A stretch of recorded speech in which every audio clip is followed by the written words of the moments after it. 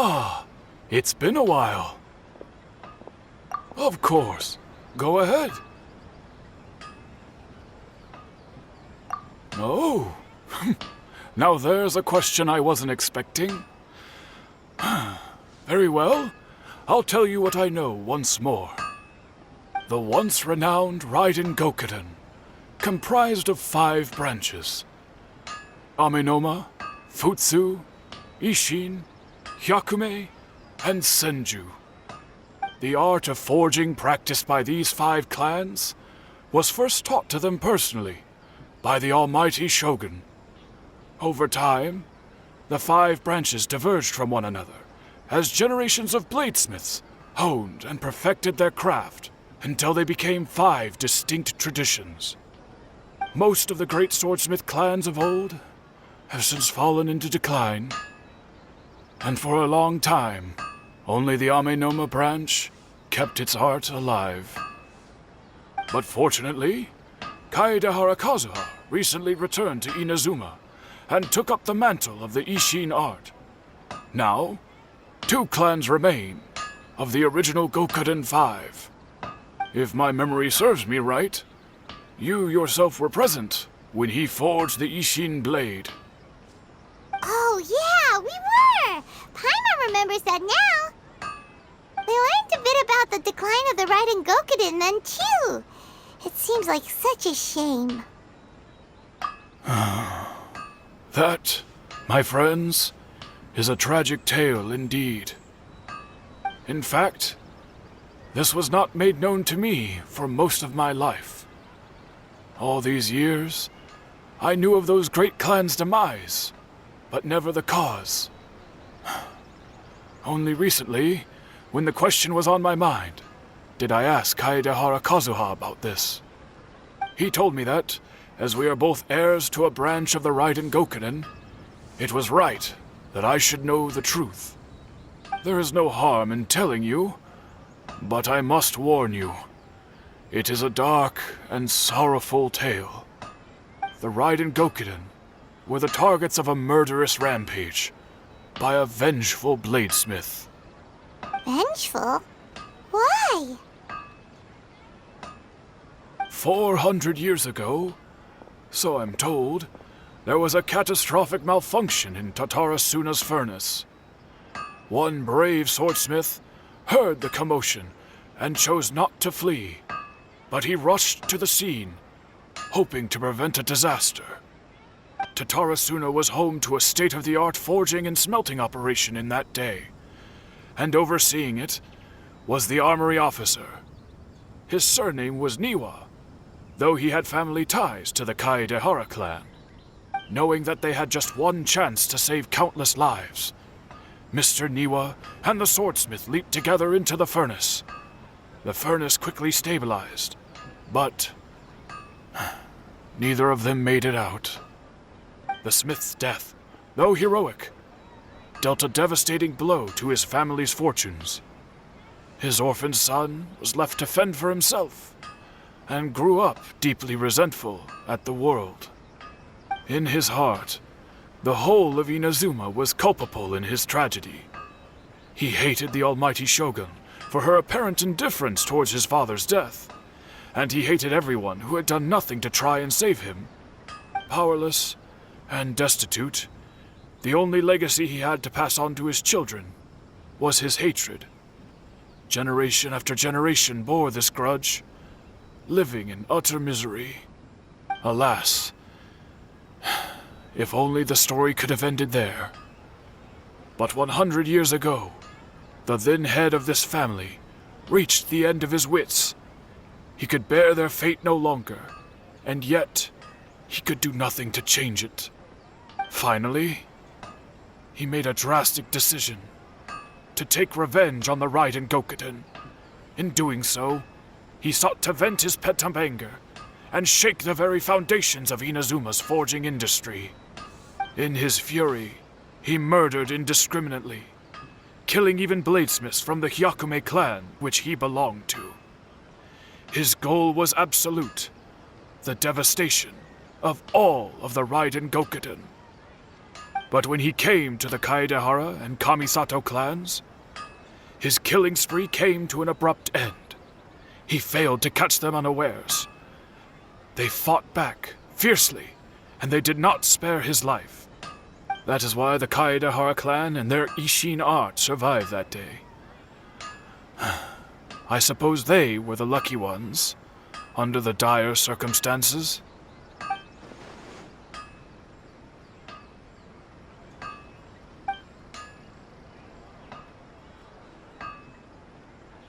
Was there anything else you wanted to ask? Kazuha? Why, yes. Just yesterday, in fact.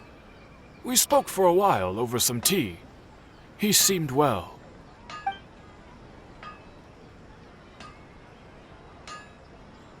My pleasure.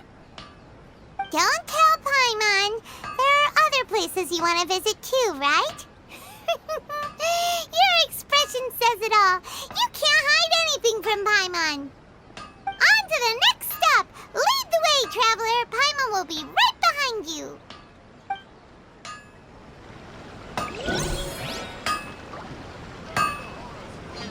Okay. I'm being too patient.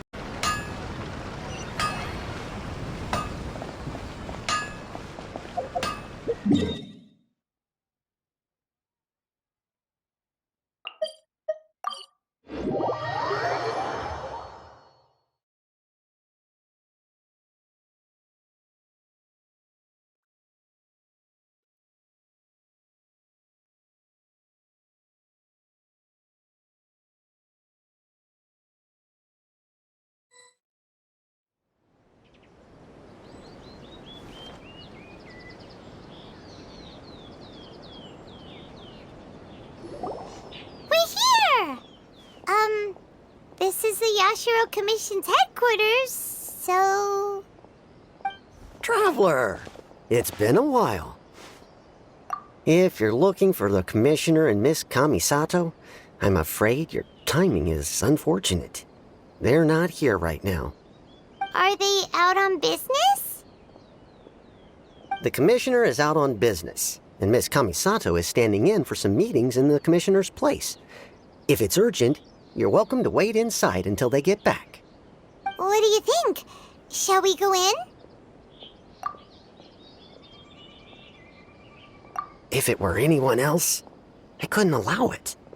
But seeing as you're so close with the Commissioner and Miss Kamisato, I think it should be okay. We'll be heading in then. Thanks!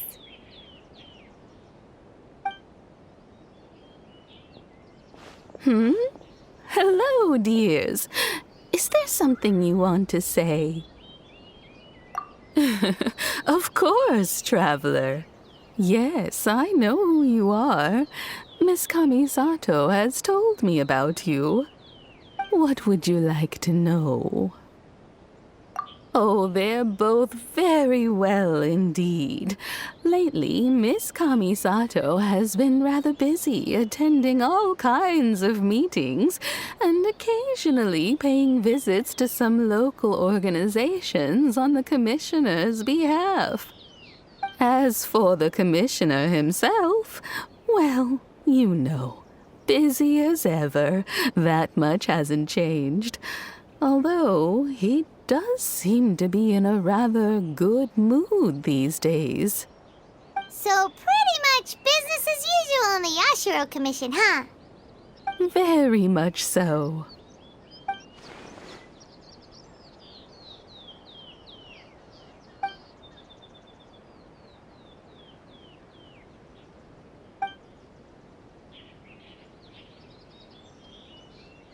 Well, got any more questions? You're very welcome. In fact, I would love nothing more than for you to come and visit more often. But I'm sure you must be far too busy to have time for that. Miss Kamisato talks about you all the time. She seems so thrilled to have you as a friend, and she's always saying how talented you are and how much she admires you. I must say, many things in Inazuma seem to have taken a turn for the better since you arrived here. So you're not just Miss Kamisato's knight in shining armor, you know. You're a hero to us all. I mean it. Whenever the commissioner dines at home, Toma always joins him. I always find myself at my most relaxed when I'm serving the two of them and listening to them chat away. The commissioner has such a busy schedule that he doesn't always have the chance to take his meals at home, but given the opportunity, he always prefers to dine here. They say it's because Toma's a much better chef than most. Oh, the commissioner is so fond of home comforts. They get to talking about you sometimes, too, you know. Always with a very fond tone. The way one would talk about dear old friends around whom one can truly be themselves. Miss Kamisato occasionally joins them as well. Whenever the whole family gets together and they start talking about people they've met and experiences they've had, you always get a mention. It's been many years now since the late Mr. and Mrs. Kamisato passed away. Much has happened in the Kamisato clan in that time. As someone who is old and gray enough to have watched their son and daughter grow up, it makes me so happy to see them meet a dependable friend whose company they enjoy so much. So, in the future, if you ever do have the time, please know you are always very welcome at the Yashiro Commission headquarters.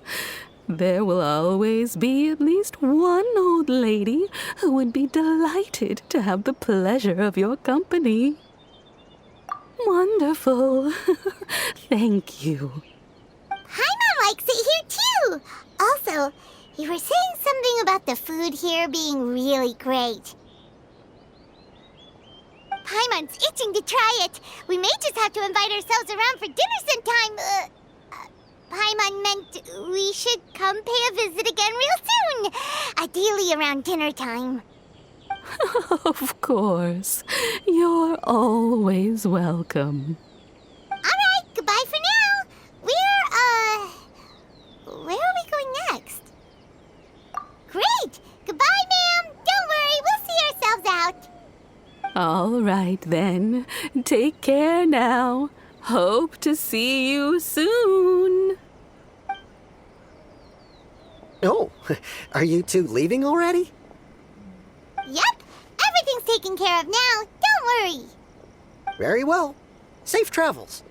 Goodbye.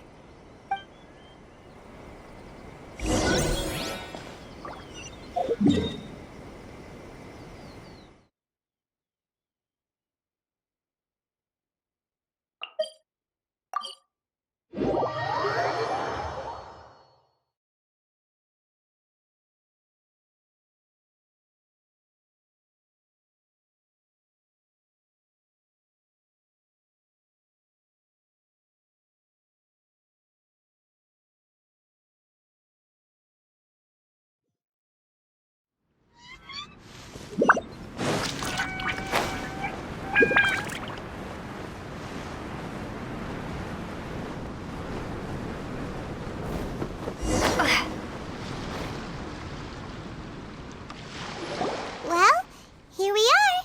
But what are we looking for? Something or someone? Do my eyes deceive me, or is that the traveler in Paimon? Xavier? What are you doing here? I was in the general area, and now I'm in this specific area. There, that's me. So what about you two? We have some and thought you might be able to help. Certainly do. I've researched the furnace here in some depth. If there's anything you want to know, just ask away. Like the back of my hand. Make no mistake, I have been here a good many times before. Not only that, but I've met people in Inazuma whose families used to live in Tatarasuna years ago. They said it's all true, the history here. Oh, well, it's a long story, don't you know? The tale of Tatarasuna starts a long time ago. I'm told that its history is one of the most foremost forging and smelting operations in the nation, goes back around 1,000 years. Still, the furnace has had a couple of serious maintenance issues along the way. A couple? When exactly? One was just in the last few years, the other was several hundred years ago. A fun fact, I'm not the first Fontaine tech guy to come and work on it either. There was a guy back then, too. They say he was a mechanic who consulted on a technology upgrade. It seems like the technological collaboration between our two nations goes back a long way. How about that?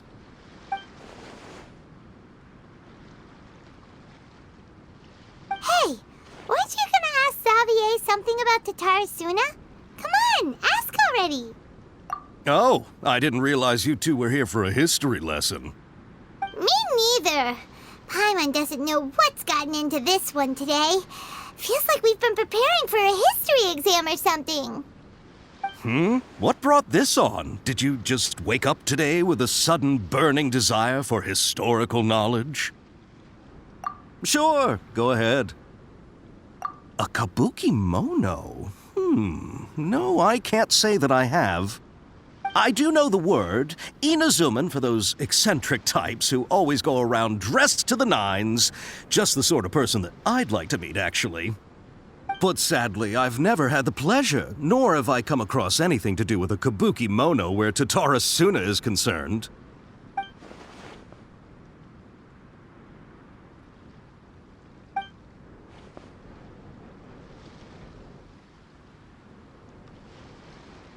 Of course! Don't mention it. Oh, we're leaving? Okay, bye, Xavier. Oh, you're most welcome. More than happy to help. Farewell. Looks like you got all the information you're looking for. Sure, but what's up with you today? Whatever it is, it seems like it's really troubling you. Keep your smile, Spinal Crocodile. No matter what happens, Paimon will always be there for you. Hey, don't mention it. All right, let's head off and go meet Nahida.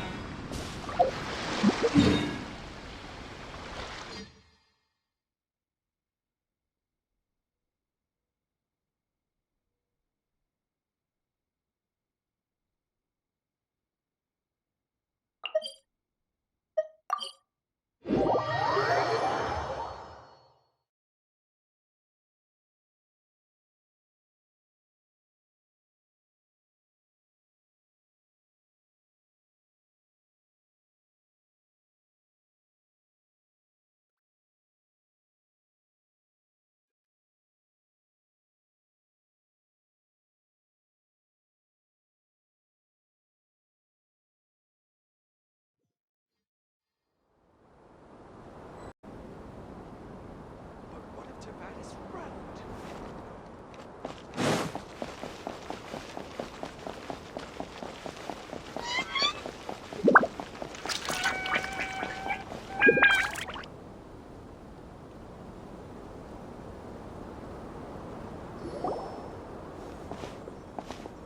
Hey, it's them!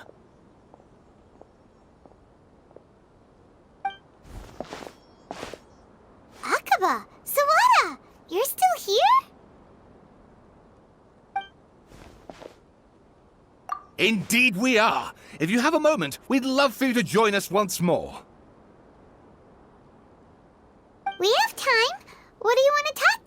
about? It's the same topic we discussed last time. Obviously. Still looking for more info about Tatarasuna, huh? Should we join them?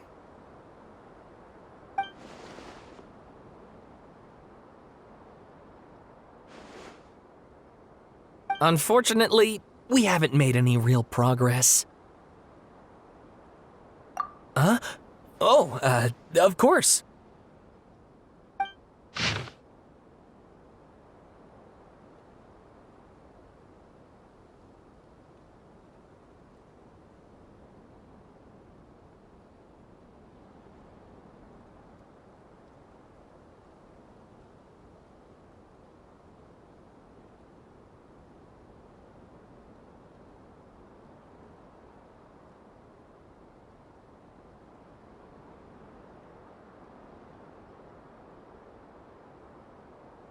I presume you'll want to read mine as well.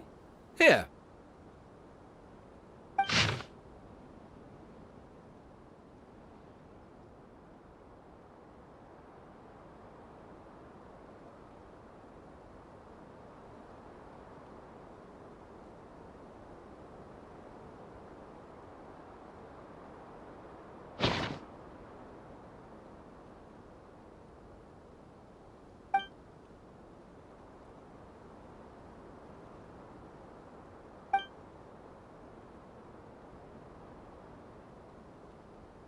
Well, what do you think? Hey, Traveler. Remember how last time Akaba was saying how he wished he could gather more information about all this? Well, we just got back from Inazuma. So how about we tell them what we learned? What did you find out? Something big? It's a long story. Basically, we have some friends in Inazuma, and...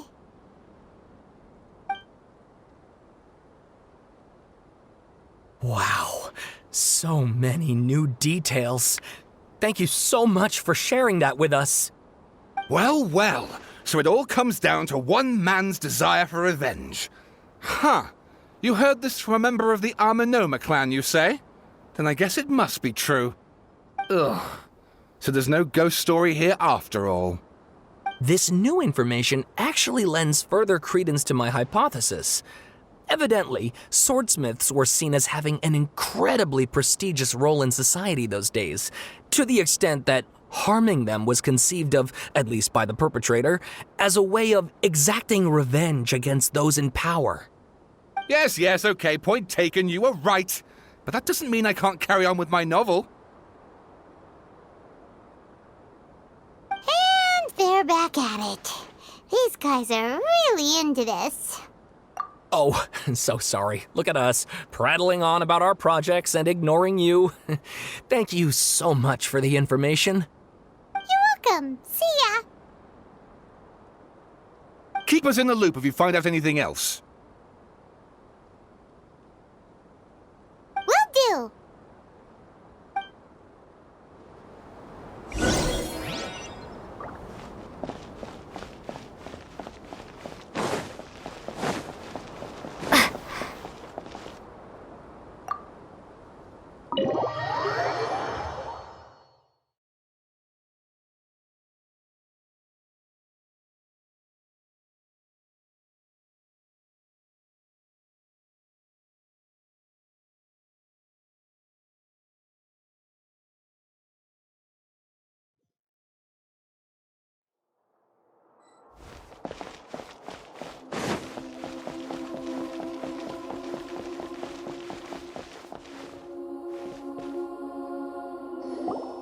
Nahida, we're here!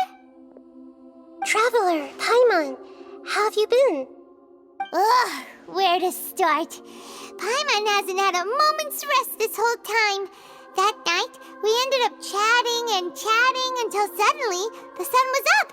And then she decided she wanted to go to Inazuma. The Balladeer? This sounds like some kind of code name.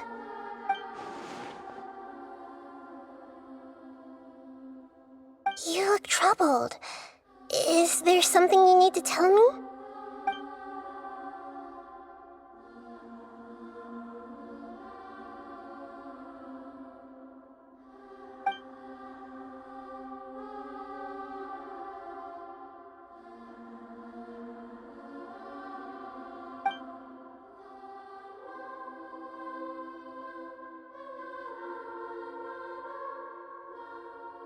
Traveler? Hey, what's wrong? You look so upset.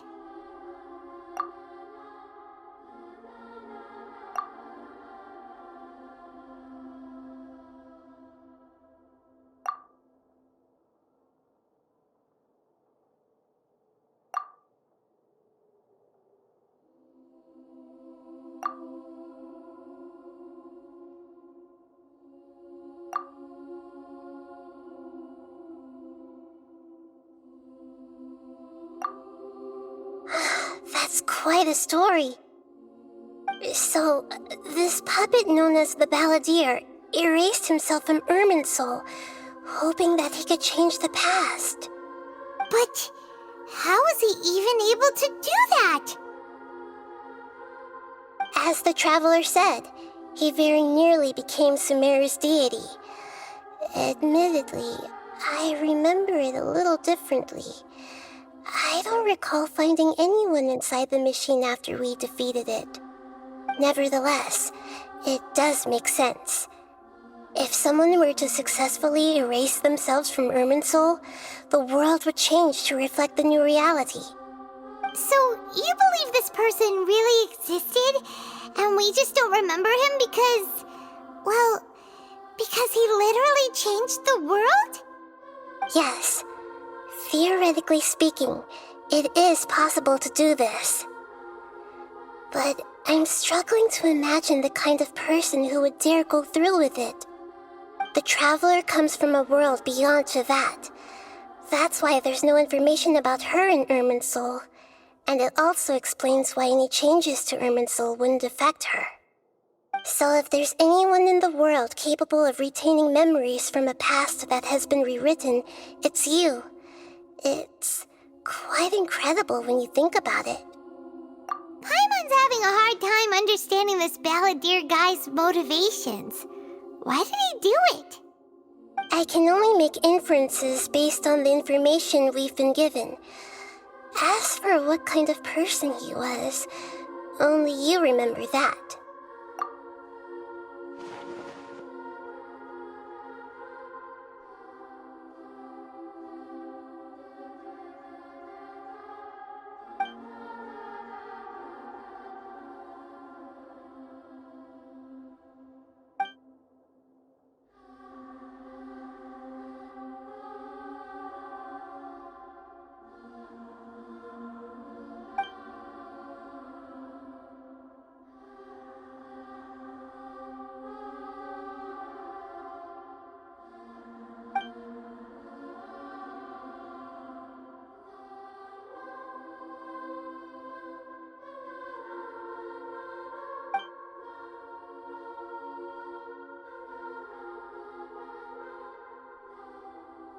Something else worrying you? Something that you can't share? It couldn't change the fate of the ones who had died, right? Once the Balladeer realized he hadn't been betrayed after all, it must have completely changed his view of the people of Tatarasuna. Now he saw them as friends again. He couldn't keep hating humans after that, and if he thought there was a chance he could save his old friends, it would be hard not to try. The story makes sense, every part of it.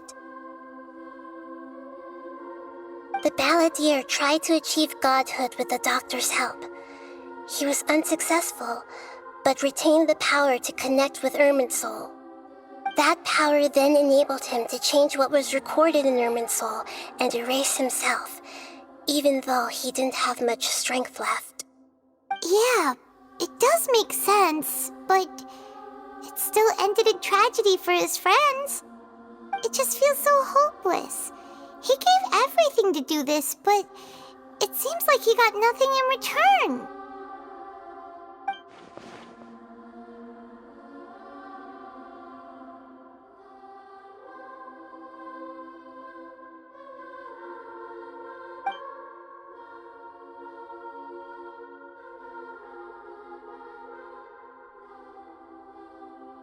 Please wait a moment.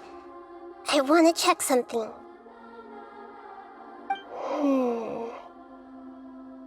found it. This should be the one. It turns out that I have a strange way of confirming everything she has told us. What is it? A record from a personal collection. It was tucked away in a corner. You should take a look.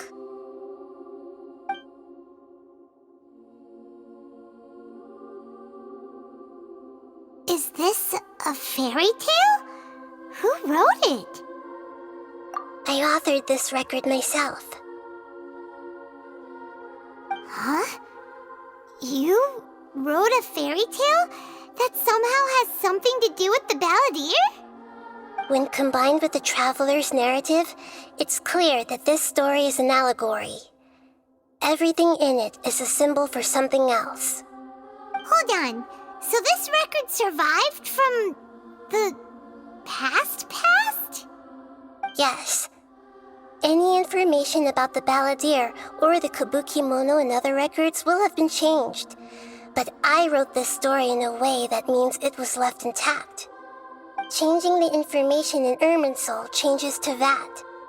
But Irminsul can't change information that was well hidden in advance. I guess I must have written this story as a backup before the Balladeer entered Irminsul. That's incredible! What a great idea! And sending the Traveler into Irminsul with the Balladeer must have been a further precaution. I knew she'd remember everything. This story is abstract enough that it still resonates with the present information recorded in Irminsul. But if we connect all the different pieces together, the true story that emerges is the one she told us, the now erased life of the Balladeer.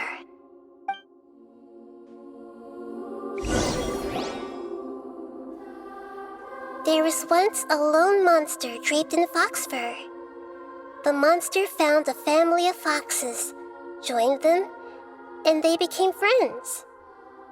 The monster lived with the family day and night, and everyone treated it as one of their own. Once in a while, the monster would take off its fox fur at night and lament to itself as it gazed at its reflection in the water. I am a monstrosity, yet they are too foolish to see it. I pity them. But the monster soon found solace when another came to live among the foxes who was not their kin. A kitten, carved from the wood of a white tree who had been abandoned by the humans. The kitten too wished to become a fox, but its tail was too slender and it could not grow a coat of richly colored fur. Yet when the other foxes saw this, they spoke words of comfort to the kitten. Even without a tail and fur like ours, you are still one of us. Furious at this happy resolution, the monster lit a fire on the mountain. The terrified animals panicked as the fire spread. The only way to extinguish the flames was to make a sacrifice. A gray fox stood up and addressed the monster. It said, "You are the cleverest among us. Surely you can help us find a way to solve this." The monster smiled, led the fox toward the fire, and murdered it. The gray fox's heart was turned into a beautiful drop of water, clear, spotless, and pure. The monster gave the heart of water to the kitten, telling him, "The foxes have decided. You are the one who must be sacrificed. Take this, quench the flames, and die for your fox kin." The fire was extinguished, but the kitten lived. It left that side of the mountain and found a little bird who had a broken wing. The two promised they would spend their whole lives together, but the little bird did not have long left to live. It passed away soon after. After burying the bird, the kitten left the mountain for good. Never again would it cherish a single creature nor a single blade of grass that stood on that mountain. The kitten spent the nights wandering aimlessly, gnashing its teeth at the moon. How it wished to swallow the moon and devour the moonlight. If the world could only return to darkness, then it would finally be peaceful and content. I will become the new moon, the answer to everything. Then, no one will know that there were once birds, foxes, and cats in this world. And no one can know that they were different.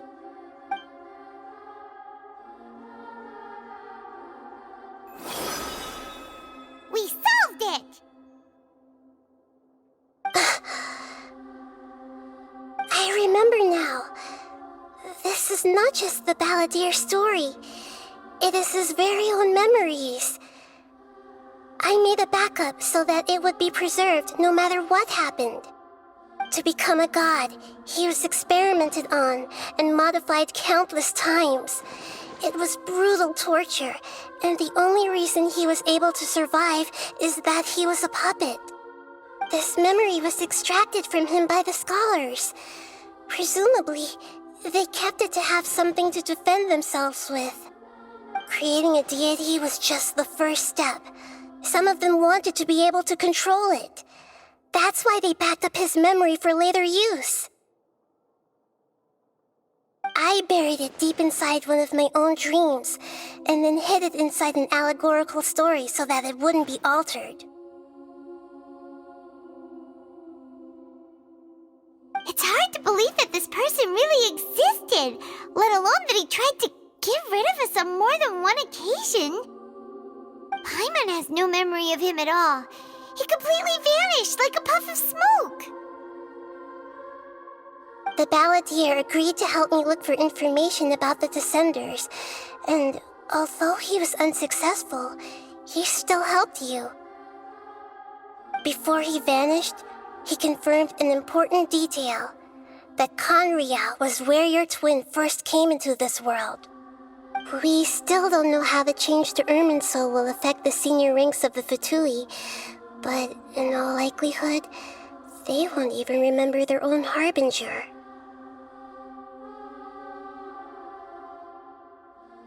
It sounds like Paimon wouldn't like this guy a whole lot if he was still around. But still, Paimon doesn't like the way it all ended that much better. This is why wisdom alone cannot answer all our questions. We look, we see, and we comprehend, but the question still troubles us. So the answer is not everything. People yearn to find the truth and then conquer the troubles they face. When you give someone the truth, you give them a chance to choose their own destiny.